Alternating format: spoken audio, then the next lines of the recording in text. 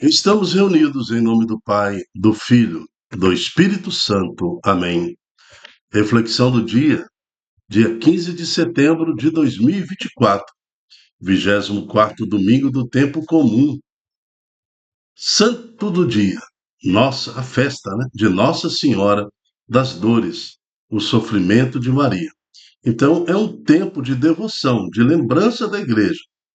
Este momento em que a igreja lembra o sofrimento de Nossa Senhora, a mãe de Jesus. A devoção Mater Dolorosa, muito difundida, sobretudo nos países do Mediterrâneo, desenvolveu-se a partir do século XI, em 1814.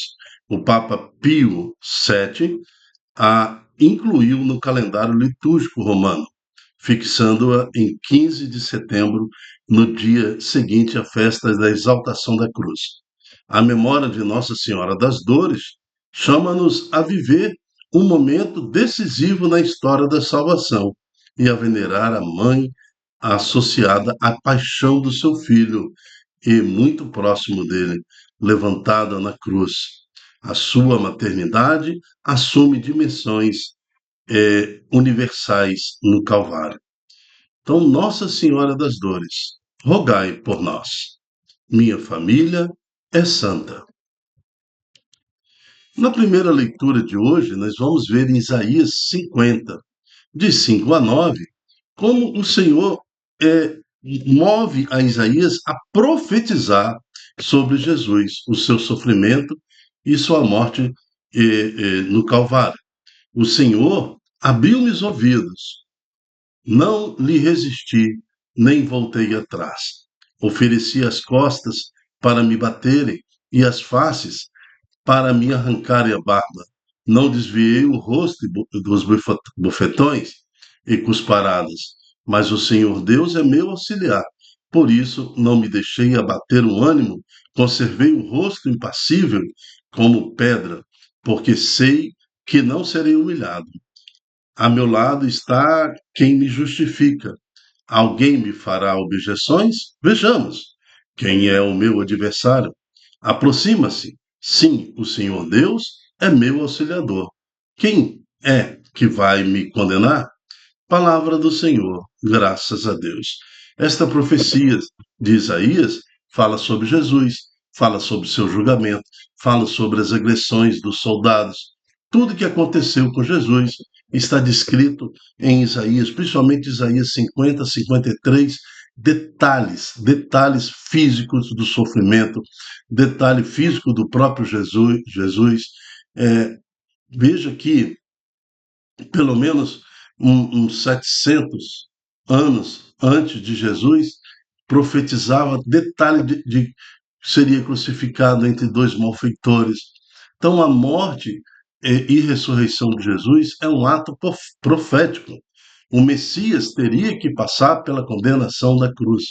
É muito estranho, dentro da cultura judaica, não ter percebido esse sinal tão evidente de que era o Messias, né, de que era o Senhor, porque isso estava em todas as profecias. Então, agora, mas eu quero chamar a atenção para aqui o versículo 7. Mas o Senhor Deus é meu auxiliador. Por isso não me deixei abater o ânimo, conservei o rosto impassível como pedra, porque sei que não serei humilhado. A meu lado está quem me justifica. Alguém me fará objeções? Ao lado do Senhor estava o próprio Deus, né? O próprio Senhor, Jesus, embora sendo Deus, não se prevalece da sua condição divina, mas ao meu lado se manifesta todo o poder.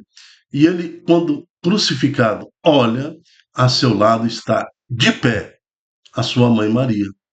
A meu lado está quem me justifica. Lógico que ele fala do auxiliador, é o próprio Deus que é o seu auxiliador. No versículo 9, ele confirma isso, né?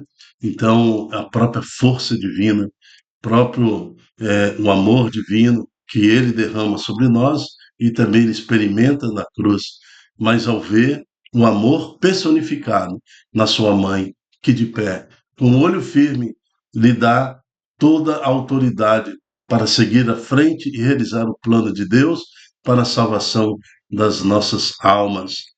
Por isso, Maria estava de pé, consciente, porque desde a anunciação ela sabia que o seu filho teria que morrer e morreu a morte de cruz. Ela viveu essa dor na adolescência, viveu essa dor na juventude de Jesus e agora consolida essa dor.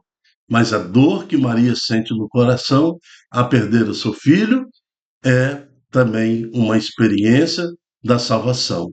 Sabia que ela fazia parte deste momento de consagração do Senhor através do seu filho, né, para que nós fôssemos salvos. Essa é a verdadeira experiência do Calvário. Essa é verdadeiramente a Nossa Senhora das Dores, que no seu sofrimento nos trouxe Jesus e que na morte de Cristo pôde experimentar a experiência universal do Calvário, nos trazendo assim a salvação. No responsório de hoje é o Salmo 114. Andarei na presença de Deus, junto a Ele na terra dos vivos. Eu amo o Senhor porque ouve o grito da minha oração, inclinou para mim seu ouvido no dia em que o invoquei. Andarei na presença de Deus, junto a Ele na terra dos vivos. Na terra dos vivos, né? Jesus fala assim: deixa que os mortos enterrem seus mortos. Mas agora o Salmo está falando: andarei na presença de Deus, junto a Ele na terra dos vivos. Porque quem está sem Cristo, quem vive fora do batismo, quem está na ausência da pessoa de Cristo, anda como morto, está morto, né? Para a vida, não tem sentido. Morrer e ficar eternamente na profundeza da moção dos mortos. Agora, aquele que aceita Jesus, aquele que vive o seu batismo, já está vivo, porque vive este mundo na esperança da ressurreição. Quanto tempo mais Deus vai nos conceder de vida? 10 anos, 20 anos, 30 anos? Mas o cristão ele anseia por isso. Na sua morte há uma felicidade extrema, porque ele vai, na ressurreição, voltar para o Pai, voltar a habitar junto ao Pai, voltar junto com Cristo, né? E estar na presença de Deus. É essa alegria que move os cristãos. Por isso ele está vivo. Nem morreu ainda, mas já está vivo. Nem ressuscitou ainda, mas já está vivo. Compreende isso? Andarei na presença de Deus junto a Ele, na terra dos vivos. Isto é uma esperança da ressurreição. Mas a ressurreição passa pela morte, passa pela cruz. É necessário assumir a sua cruz. Pega a sua cruz e siga-me, diz Jesus. Então, temos que caminhar, né, como as Escrituras nos falam. Cada dia da vida do homem sobre a terra é um tempo de sofrimento. Então, nós vamos viver cada dia sobre cada dia, na esperança da nossa vida eterna. Segunda leitura está em Tiago, capítulo 2, 14 a 18. Meus irmãos, que adianta alguém dizer que tem fé quando não a põe em prática? A fé seria então capaz de salvá-lo? Imaginai que um irmão ou uma irmã não tenham o que vestir, que lhes falta comida de cada dia.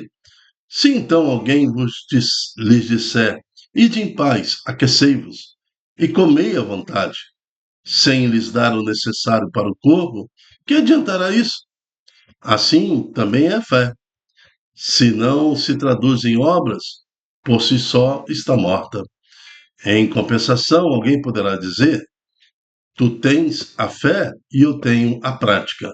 Então mostra-me a tua fé sem obras, que eu te mostrarei a minha fé pelas obras. Palavra do Senhor, graças a Deus. Não vamos confundir essa santa palavra. A obra por si só não é um reflexo da fé. Muita gente ou muitas instituições, até contra o evangelho, contra o cristianismo, contra as moralidades e tudo mais, tem também obras. O próprio Satanás sabe fazer obras, obras de caridade. Sabe vestir o nu, sabe colocar cobertor naquele que, que sente frio, visita as cadeias, né? Nós temos que ter muito cuidado com isso. O assistencialismo, por assistencialismo, por mera promoção humana, pronto, deu ponto final. Promoção humana, ponto final.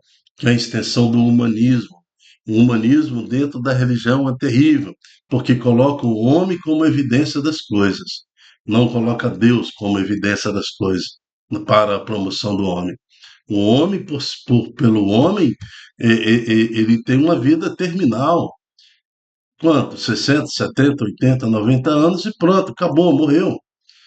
A religião, na caridade e na fé, ela tem que se preocupar com o pós-morte, tá? Se preocupa, lógico, com o homem na sua vivência material, lógico, tem que se preocupar. Não é à toa que a igreja é a maior instituição de caridade do mundo. A Igreja Católica Apostólica Romana é a maior instituição de caridade hospitalar, de cuidar de menores, cuidar de idosos no sofrimento. Olha a experiência de a irmã de Calcutá, Madre Teresa de Calcutá. Olha só quanto outros exemplos, onde você vê uma santa casa, olhe ali a Igreja Católica Apostólica Romana. No Brasil mesmo, a única entidade do Brasil de saúde que o Brasil conhecia, de hospitais, era de instituições da Igreja Católica, educação e tudo mais. Mas nós não podemos parar aí. O humanismo, ou seja, é um tipo de filosofia que entra também dentro da religião e entra também dentro dessa característica modernista que agora também está atingindo a Igreja Católica, colocando o homem em evidência. Cuidado, quando a religião coloca o homem em evidência, né? É, coloca o homem na cátedra, não é assim que é. Coloca o homem, a pessoa humana, né? Com discursos falsos de caridade e tudo mais, na promoção do homem. Isso o mundo já tentou em 1786, em, em, eh, na Revolução Francesa, já tentou fazer isso aí. Tira completamente um homem Deus da igreja, né? Joga aos porcos a lama, como foi feito com o Jesus Eucarístico dentro daquela catedral famosa, e depois coloca ali a imagem da sabedoria humana. Então, o homem como elemento divino, como elemento final do culto. Então, não é disso que o apóstolo está falando. Ele está falando que a verdadeira fé leva automaticamente a você a praticar as boas obras. Agora, a caridade, aqui no sentido de fazer obra, não reflete a fé. Não quer dizer que você tem fé. Agora, uma fé automaticamente te leva para a obra. Então, se eu tenho fé em Jesus Cristo e não sou uma pessoa caridosa e não sou uma pessoa promotora do outro, a minha fé ela está manca. Agora, a prática da boa obra, simplesmente isolado, não dá para medir a fé das pessoas. É isso que o apóstolo está falando para nós. Então, vamos pedir a Deus que a nossa fé nos leve a reconhecer o outro no sentido da promoção, no sentido de caridade, no sentido de refletir Jesus para o nosso irmão. Amém. Evangelho está em Marcos, capítulo 8, de 27 a 35. O Senhor esteja conosco, Ele está no meio de nós. Proclamação do Evangelho de Jesus Cristo segundo Marcos. Glória a vós, Senhor. Naquele tempo, Jesus partiu com seus discípulos para o povoado de Cesaré de Filipe. No caminho perguntou aos discípulos: Quem dizem aos homens que eu sou? Eles responderam: Alguns dizem que tu és João Batista, outros que é Elias, outros ainda que é um dos profetas. Então ele perguntou: E vós, quem dizeis que eu sou? Pedro respondeu: tu és o Messias. Tu és o Messias. Jesus proibiu-lhe severamente de falar a alguém a seu respeito. Em seguida, começou a ensiná-los, dizendo que o Filho do Homem deveria sofrer muito, ser rejeitado pelos anciãos, pelos sumos sacerdotes e doutores da lei, deveria ser morto e ressuscitar depois de 3 dias. Ele dizia isso abertamente. Então Pedro tomou Jesus à parte e começou a repreendê-lo. Jesus voltou-se, olhou para os discípulos e repreendeu Pedro, dizendo: Vai para longe de mim, Satanás. Tu não pensas como Deus, e sim como os homens. Então chamou a multidão com seus discípulos e disse: Se alguém me quer seguir, renuncie a si mesmo. Tome a cruz e me siga.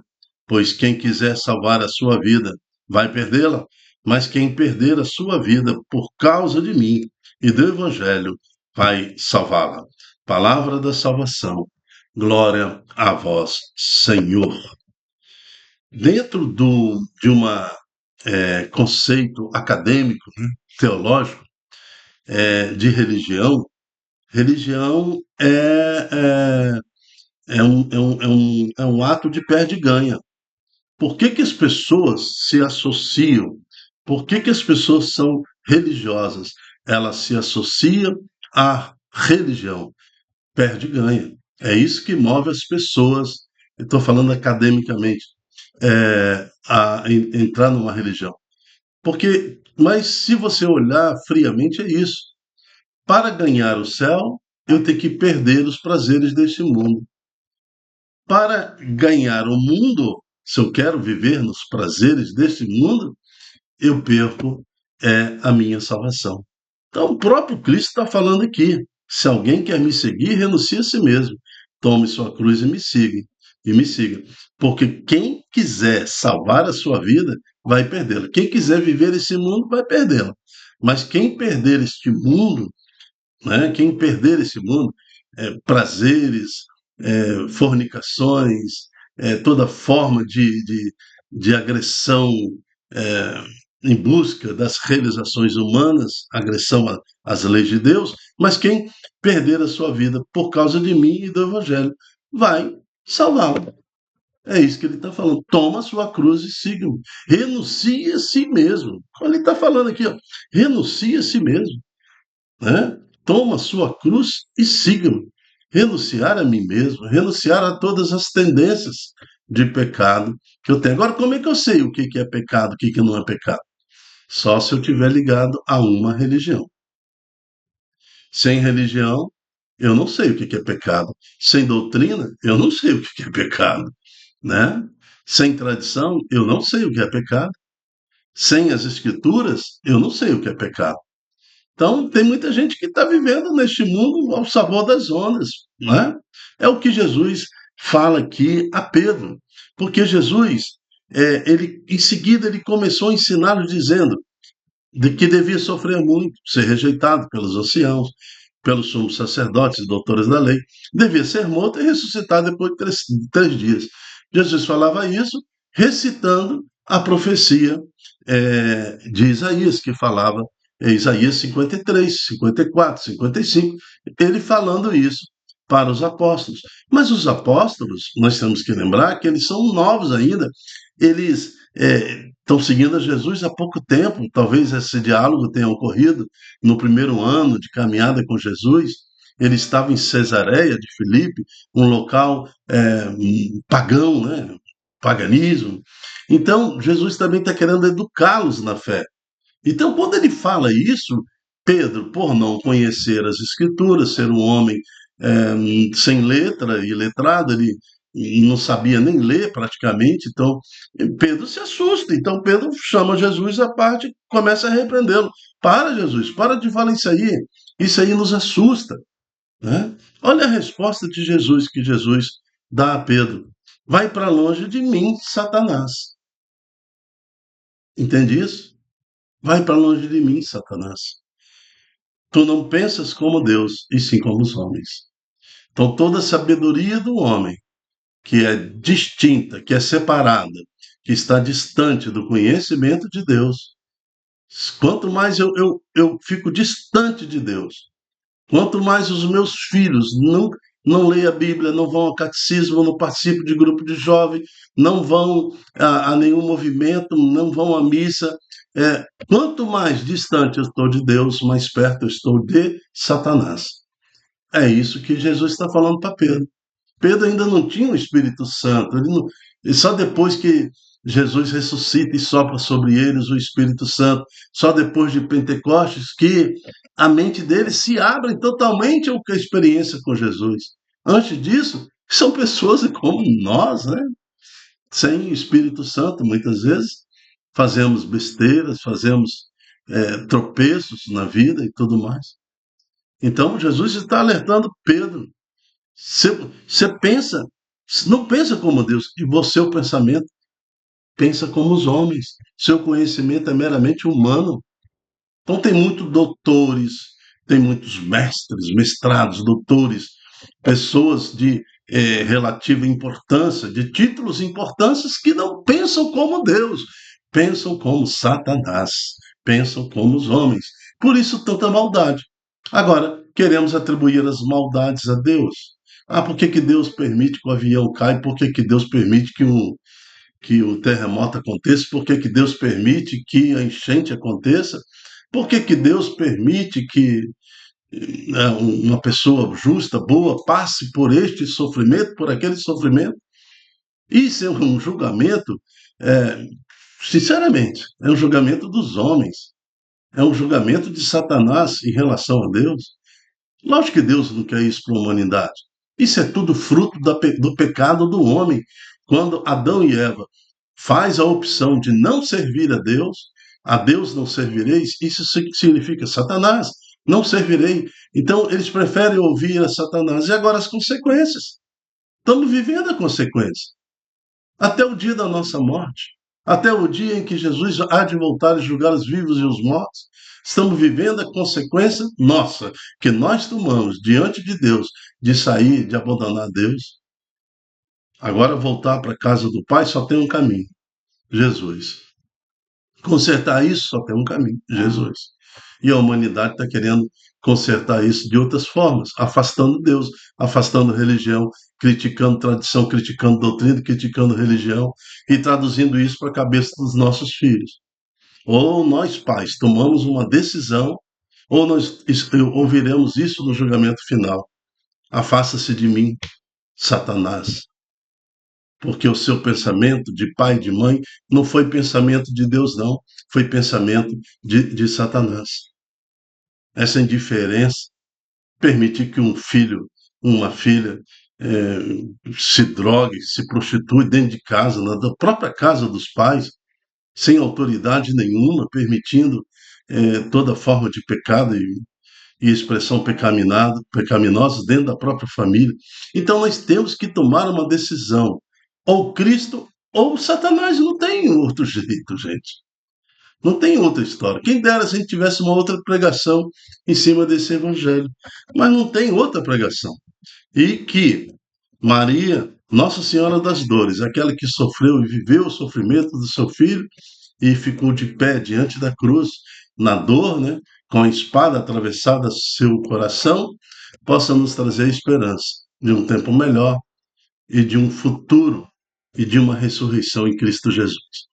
Que possamos viver o nosso batismo a exemplo de vida, como Maria viveu com seu filho Jesus. Eu me chamo Dilton Góes. O nosso projeto chama-se Ai de mim se não evangelizar. Seja você também um evangelizador, multiplique em suas redes sociais esta pregação, esta palavra, para que mais corações, mais pais, mais mães possam ter um pensamento de Deus e trazer Jesus para seus filhos. Amém. Até a próxima. Se Deus quiser. Tchau, tchau.